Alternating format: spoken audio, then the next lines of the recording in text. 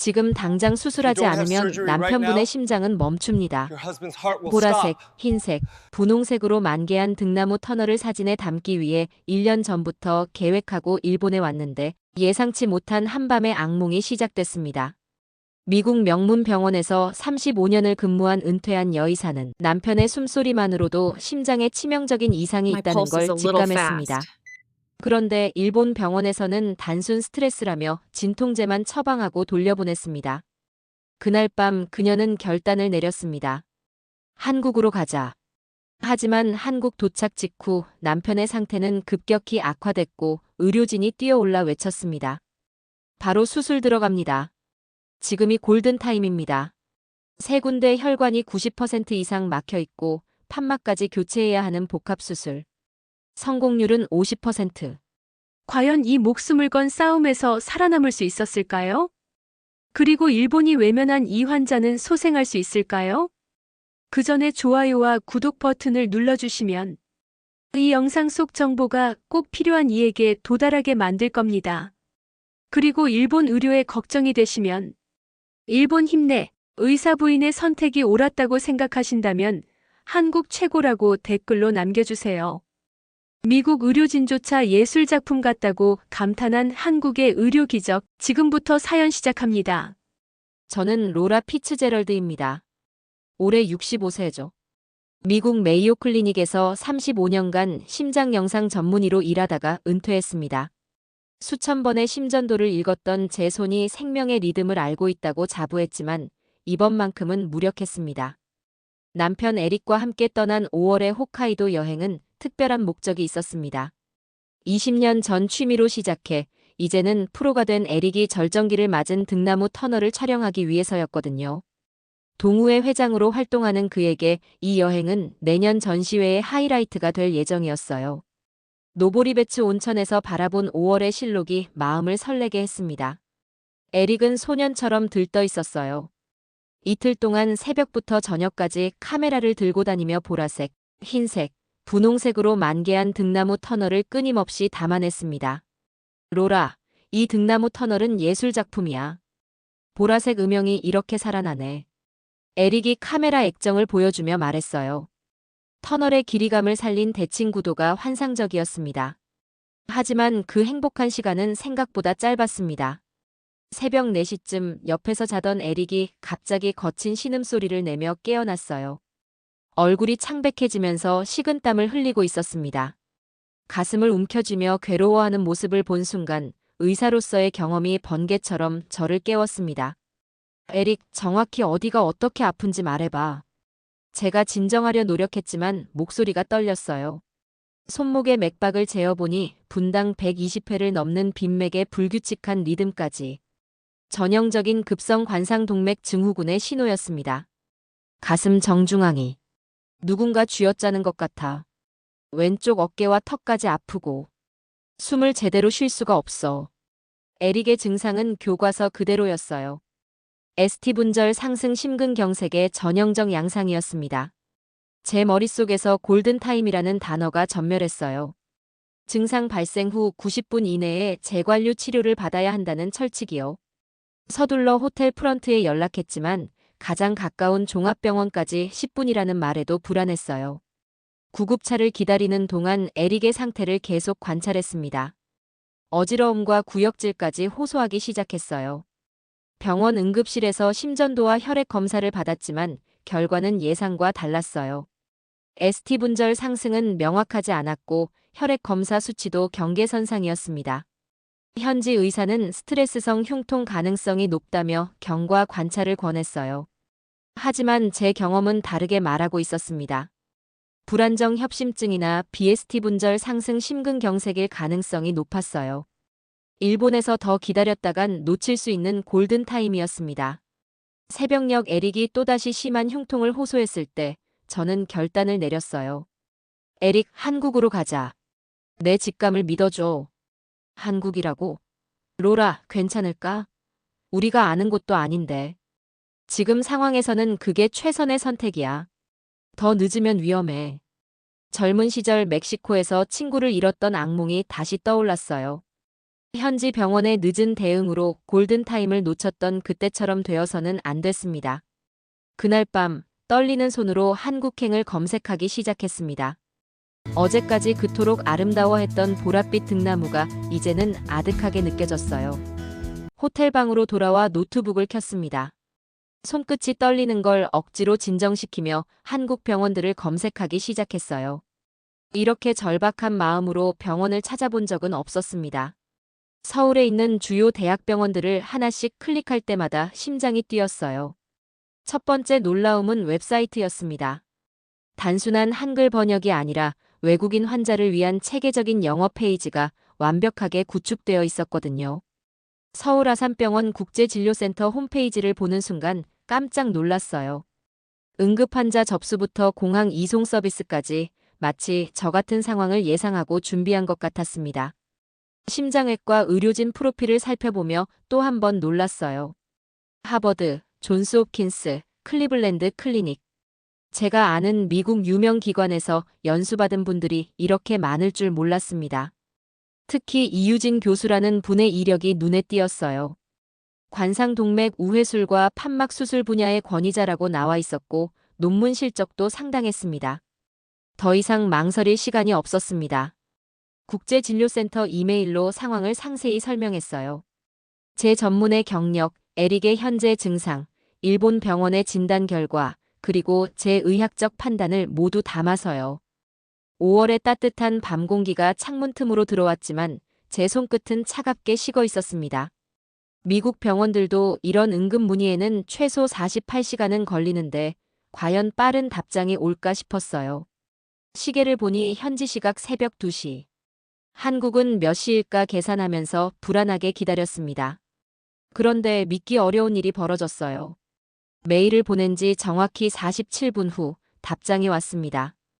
단순한 자동 응답이 아니라 제가 보낸 내용을 꼼꼼히 검토한 개인 맞춤 답장이었어요. 김나현이라는 코디네이터가 보낸 메일에는 충격적인 내용이 담겨 있었습니다. 피츠제럴드 교수님의 임상적 판단에 동의합니다. 일본에서의 초기 검사 결과만으로는 급성 관상동맥 증후군을 배제할 수 없습니다.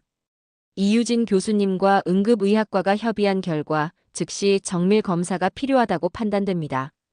더 놀라운 건 그 다음이었어요.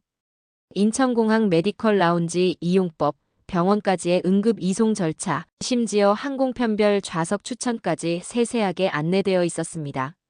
하지만 가장 감동적이었던 건 마지막 문장이었어요. 환자의 생명이 우선입니다. 보험이나 서류 문제는 치료 후 처리하겠습니다. 안심하고 오십시오. 이 한 문장을 읽는 순간 가슴이 벅찼어요. 응급실에서조차 보험 카드부터 보여주세요라고 했던 수많은 기억들이 스쳐 지나갔습니다. 에릭을 깨워 상황을 설명했어요. 침대에서 일어나 앉은 그의 얼굴은 여전히 창백했습니다. 로라, 한국으로 가야 할까? 언어도 통하지 않고 의료 시스템도 전혀 모르는데. 에릭의 목소리에서 불안감이 느껴졌어요. 하지만 제가 받은 메일을 보여주자 표정이 달라졌습니다. 이 사람들은 환자를 먼저 생각하는구나. 로라, 내 판단을 믿어. 정말 괜찮겠어? 우리에게는 큰 모험이야. 어차피 여기서 기다리고 있어도 답이 없잖아. 가자, 더 늦기 전에.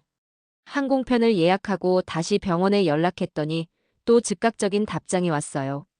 공항 도착 시간에 맞춰 의료진이 대기하고 있을 거라고 했습니다. 모든 과정이 마치 이미 수백 번 연습한 것처럼 매끄럽게 진행됐어요. 일본 병원에서 퇴원 수속을 밟으면서도 계속 반신반의했습니다. 이 모든 게 너무 빠르고 완벽해서 오히려 의심스러웠거든요. 정말 약속한 대로 될까? 혹시 막상 가면 다를 수도 있지 않을까? 공항으로 향하는 택시 안에서 에릭이 제 손을 잡았어요. 그의 손은 여전히 차가웠지만 악력은 조금 돌아온 것 같았습니다. 창밖으로 5월 홋카이도의 실록이 지나갔지만 어제까지 그토록 아름다워했던 등나무 터널은 이제 아득한 기억이 되어버렸어요. 한국이라는 낯선 땅을 향한 우리의 여정이 시작되고 있었습니다. 인천공항에 도착했을 때는 오후 3시쯤이었습니다. 입국 수속을 마치고 나오는데 제 이름이 적힌 팻말을 든 사람이 기다리고 있었어요. 하지만 예상과 달리 혼자가 아니었습니다. 의료진으로 보이는 두 명이 함께 서 있었거든요. 서울 아산병원 국제진료센터 김나현 코디네이터와 공항응급의료팀 이승호 간호사였습니다. 첫 인상부터 달랐어요. 단순한 안내가 아니라 이미 의료 대응이 시작된 거였습니다. 이승호 간호사가 에릭의 상태를 즉시 확인했어요. 바로 휠체어를 가져와 메디컬 라운지로 향했습니다. 공항 안에 이런 시설이 있다는 것부터 놀라웠어요. 간단한 의료 장비들이 구비되어 있었고 상주 간호사가 즉시 활력 징후를 측정했습니다. 혈압 160, 95, 맥박 불규칙 110회, 산소 포화도 94%. 수치들이 심상치 않았어요. 교수님, 수치가 공항에서 측정하기엔 너무 불안정합니다. 예정보다 빨리 병원으로 이송해야 할 것 같아요. 간호사의 침착하지만 긴장된 목소리에서 상황의 심각성이 느껴졌습니다. 이미 대기하고 있던 응급 이송용 구급차가 곧바로 호출됐어요. 모든 게 시계처럼 정확하게 돌아갔지만 동시에 긴장감도 고조되고 있었습니다. 구급차 안에는 최신 의료 장비들이 갖춰져 있었어요. 12유도 심전도 모니터를 연결하자마자 구급대원의 표정이 굳어졌습니다. 심전도 파형을 보며 무전기를 잡았어요. 아산병원 응급실의 환자 상태를 보고하는 무전 내용이 제 심장을 더욱 빠르게 뛰게 했습니다. 로라, 내가 위험한 상태인 건가? 에릭이 불안해하며 물어봤어요. 솔직히 저도 확신이 서지 않았습니다. 일본에서는 별 문제 없다고 했는데 한국에 오자마자 이렇게 응급 상황으로 변한 게 당황스러웠거든요. 구급차에서 내려다보는 서울 시내는 상상했던 것보다 훨씬 현대적이었습니다. 하지만 감상할 여유는 없었어요. 20분 예상이던 이송 시간이 15분으로 단축됐고 구급차가 병원에 도착하자마자 놀라운 광경이 펼쳐졌습니다. 응급실 입구에서 의료진 7명이 일렬로 서서 저희를 기다리고 있었어요. 응급의학과 의사, 심장내과 레지던트, 간호사 3명, 방사선사 1명, 그리고 국제진료센터 직원까지. 마치 중요한 국빈을 맞이하는 것 같았습니다. 박상민 응급의학과 교수가 저희를 맞았습니다. 그의 영어는 유창했지만 표정에서 긴장감이 느껴졌습니다. 뭔가 예상보다 상황이 좋지 않다는 신호였어요. 구급차에서 보고받은 심전도 변화가 걱정됩니다. 바로 정밀 검사를 시작하겠습니다. 에릭을 응급실 침대로 옮기자마자 모든 게 동시에 진행됐습니다. 12유도 심전도 재측정, 혈액 채취, 흉부 X선, 심초 음파 준비까지. 각자 맡은 역할을 정확히 알고 있는 팀워크였지만 동시에 말로 표현할 수 없는 긴박감이 응급실을 감쌌어요. 간호사가 혈액 검사 결과를 보고했습니다. 정밀 수치가 0.8, 정상 상한치의 16배였어요. 일본에서는 정상이라고 했던 수치가 이렇게 높을 리 없었습니다. 뭔가 잘못된 건지 아니면 비행 중에 상태가 급격히 악화된 건지 알 수 없었어요. 지금 상황이 어떤 건가요? 일본에서는 괜찮다고 했는데. 제가 불안해하며 물어보자 박상민 교수가 진지한 표정으로 대답했습니다. 아마 일본에서 검사할 때는 아직 수치가 올라가기 전이었을 겁니다. 지금 명백한 심근경색 소견이 보여요. 공항에서부터 지금까지 정확히 27분이 흘렀습니다. 하지만 이번에는 완벽한 시스템이 오히려 더 큰 불안감을 안겨주고 있었어요. 모든 게 너무 신속하고 체계적이어서 역설적으로 에릭의 상태가 얼마나 심각한지를 보여주는 것 같았습니다. 2시간이 지나자 박상민 교수가 심각한 표정으로 다시 나타났습니다. 초기 검사 결과가 나왔는데 예상했던 것보다 훨씬 복잡한 상황이었어요. 관상동맥 조영술 결과를 들고 온 그의 뒤로 이유진 교수가 함께 걸어왔습니다. 드디어 이메일로만 봤던 이유진 교수를 직접 만나게 됐어요. 40대 초반으로 보이는 그는 차분하면서도 무언가 부담감을 안고 있는 표정이었습니다. 하얀 가운을 입고 걸어오는 모습에서 경험 많은 외과 의사의 아우라가 느껴졌지만 동시에 깊은 고민도 엿보였어요. 피츠제럴드 교수님, 저는 심장외과 이유진입니다. 멀리서 오시느라 고생 많으셨습니다. 영어가 유창했지만 평소보다 신중한 말투였습니다. 악수를 나누면서 그의 손에서 미세한 떨림을 느꼈어요. 뭔가 예상보다 상황이 좋지 않다는 신호였습니다. 컴퓨터 화면을 보여주며 검사 결과를 설명하기 시작했어요. 관상동맥 조영술에서 드러난 현실은 충격적이었습니다. 세 군데 혈관에서 80% 이상 막혀 있었고 그중 LAD는 95% 가까이 폐색되어 있었어요. 더 심각한 건 승모판막의 중등도 역류까지 발견된 거였습니다. 솔직히 말씀드리면 이 정도 상태에서 일본 병원이 스트레스성 흉통이라고 진단한 건 이해할 수 없습니다. 언제 완전 폐색이 와도 이상하지 않은 상황이에요. 이유진 교수의 목소리에서 다른 의료진에 대한 실망과 함께 국제 환자를 맡게 된 부담감이 동시에 느껴졌습니다. 잠시 침묵이 흘렀어요. 그가 뭔가 고민하고 있다는 게 명백했습니다. 교수님, 혹시 우리가 너무 늦게 온 건 아닐까요? 제가 불안해하며 물어보자 이유진 교수가 깊게 한숨을 쉬었어요. 관상동맥 세 군데 우회술과 승모판막 교체를 동시에 해야 합니다. 복합수술이죠. 정직하게 말씀드리면 성공률이 50% 정도입니다. 50%라는 숫자를 들었을 때 세상이 무너지는 기분이었어요. 하지만 이유진 교수의 솔직함이 오히려 신뢰감을 주었습니다. 거짓 희망을 주지 않고 현실을 있는 그대로 말해주는 거였거든요. 만약 수술하지 않으면 어떻게 되나요? 현재 상태로는 72시간 이내에 대형 심근경색이 올 가능성이 90%입니다. 그렇게 되면 생존 가능성은 10% 이하로 떨어져요. 결국 선택의 여지가 없다는 얘기였습니다. 이유진 교수가 잠시 망설이더니 더 솔직한 이야기를 꺼냈어요. 사실 국제 환자분의 이런 고위험 수술은 저에게도 큰 부담입니다. 만약 결과가 좋지 않으면 한국 의료에 대한 신뢰에도 영향을 줄 수 있거든요. 그의 정직한 고백이 오히려 저를 안심시켰어요. 자신의 부담까지 솔직하게 털어놓는 의사라면 최선을 다할 거라는 확신이 들었거든요. 동시에 그가 얼마나 신중하게 접근하고 있는지도 알 수 있었습니다.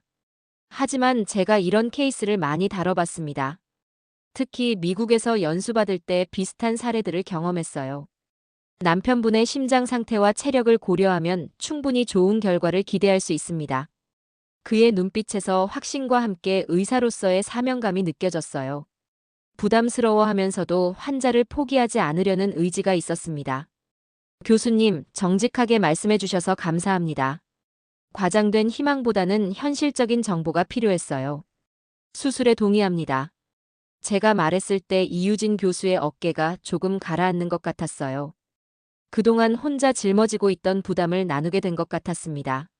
정직한 의사와 현실적인 환자 가족이 만나 진짜 치료가 시작되는 순간이었어요. 수술 동의서를 작성하는 과정에서 첫 번째 문제가 생겼습니다. WHO 수술 안전 체크리스트를 진행하던 중 마취과에서 예상치 못한 소견을 발견한 거예요. 에릭의 과거 병력에서 놓친 부분이 있었습니다. 교수님, 남편분이 20년 전 전신 마취 후 악성고열증, 의심 소견이 있었다고 나와 있는데 이 부분을 확인하셨나요? 마취과 장민석 교수가 심각한 표정으로 물어봤어요. 악성고열증은 전신 마취 시 치명적인 합병증을 일으킬 수 있는 유전적 질환이었습니다. 제가 놓친 부분이었어요. 그런 기록이 있었나요? 에릭, 기억나는 게 있어. 20년 전 맹장 수술 받을 때 수술 후 열이 많이 났었는데 그게 그거였나? 에릭의 대답에 수술팀 전체의 분위기가 무거워졌습니다. 악성고열증 환자는 일반적인 마취제를 사용할 수 없었거든요. 이유진 교수가 마취과 교수와 긴급 상의를 시작했어요. 수술이 예정보다 2시간 지연됐습니다.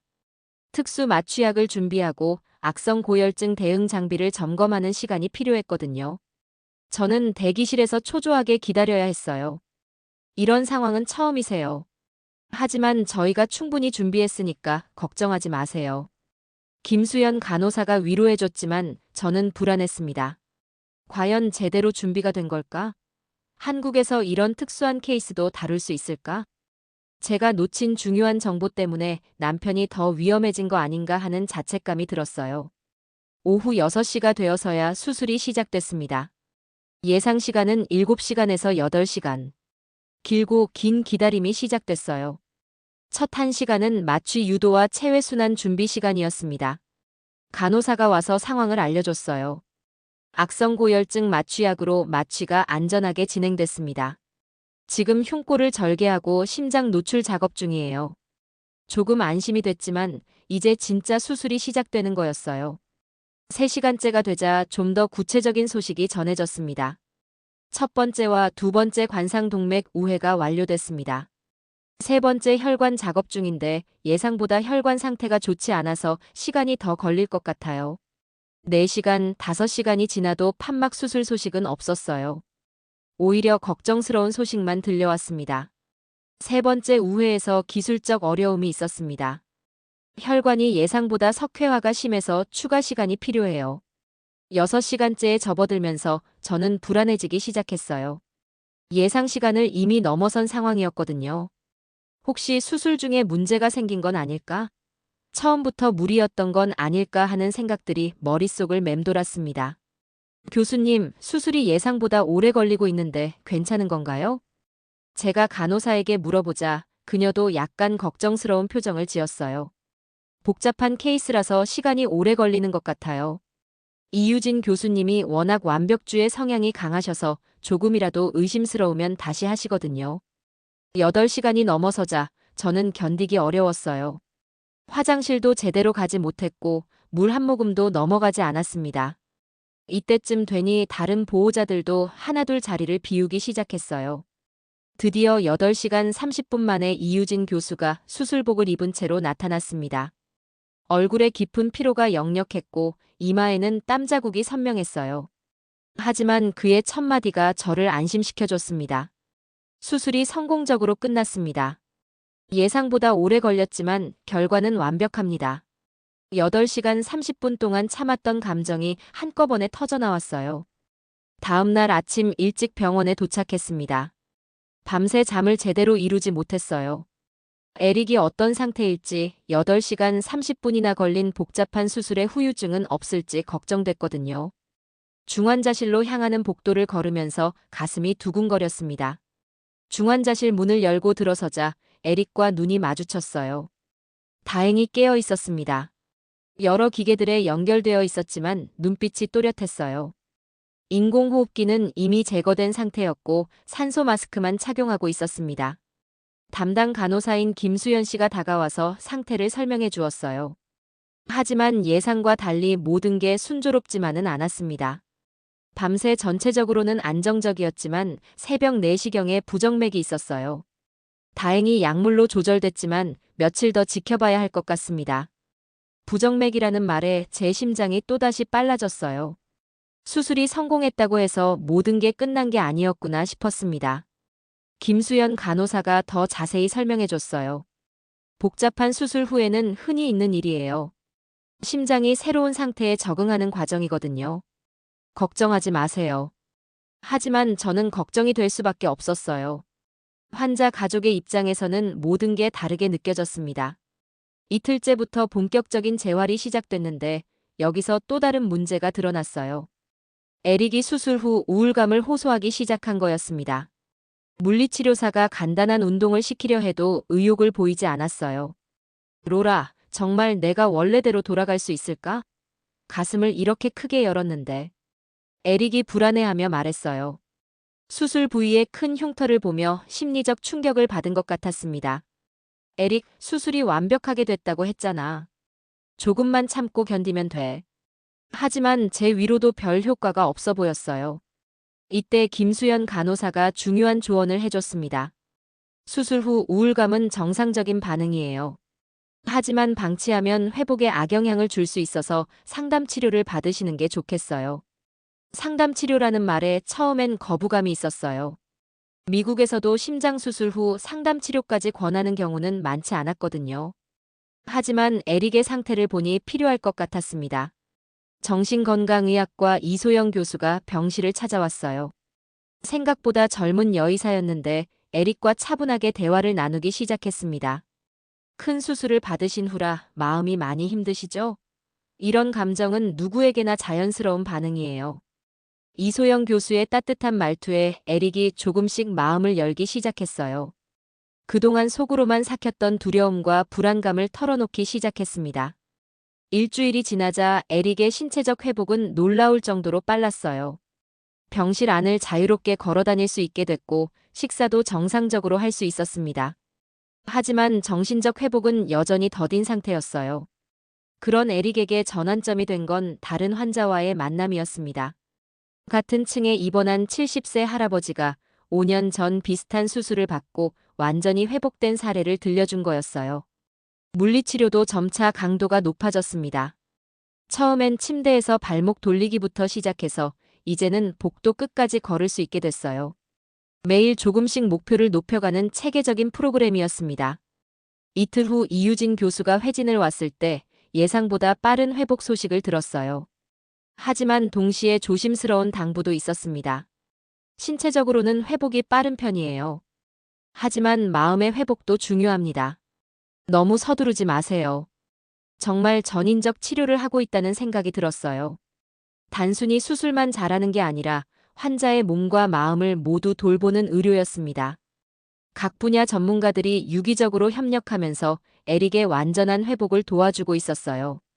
2주가 지나자 퇴원 허가가 났습니다. 에릭은 거의 정상인과 다를 바 없어 보였지만 여전히 심리적 회복은 진행 중이었어요. 퇴원을 며칠 앞두고 이유진 교수와 마지막 상담을 했습니다. 신체적으로는 완전히 회복됐어요.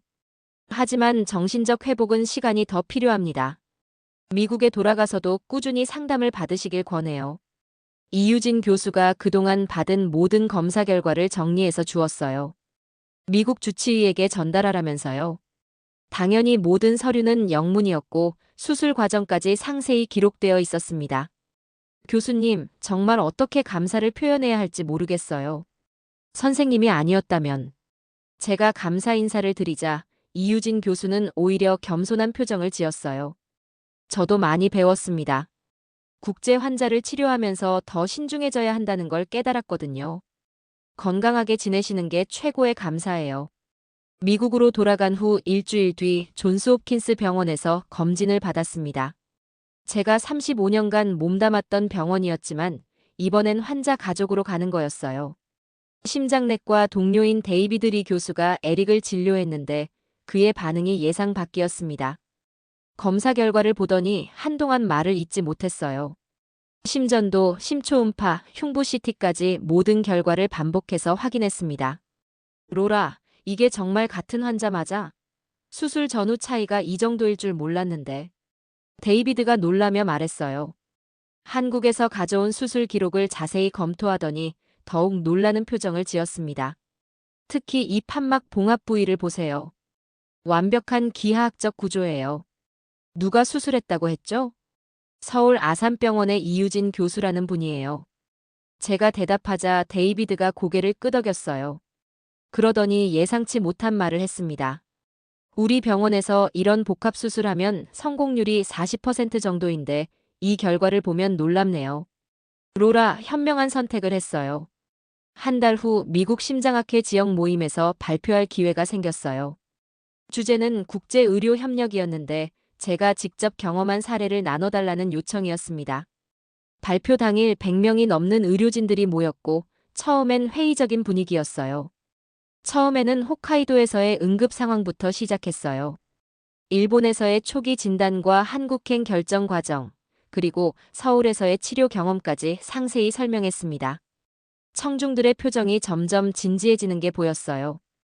발표가 끝나자 예상보다 훨씬 많은 질문이 쏟아졌어요. 대부분 한국 의료 시스템의 구체적인 내용에 대한 것들이었습니다. 한국 의료비가 미국의 3분의 1 수준이라고 하자 청중들 사이에서 웅성거리는 소리가 들렸어요. 발표 후 몇 주 뒤 존스홉킨스 병원 원장이 저를 찾아왔습니다. 평소 보수적이던 그가 의외의 제안을 했어요.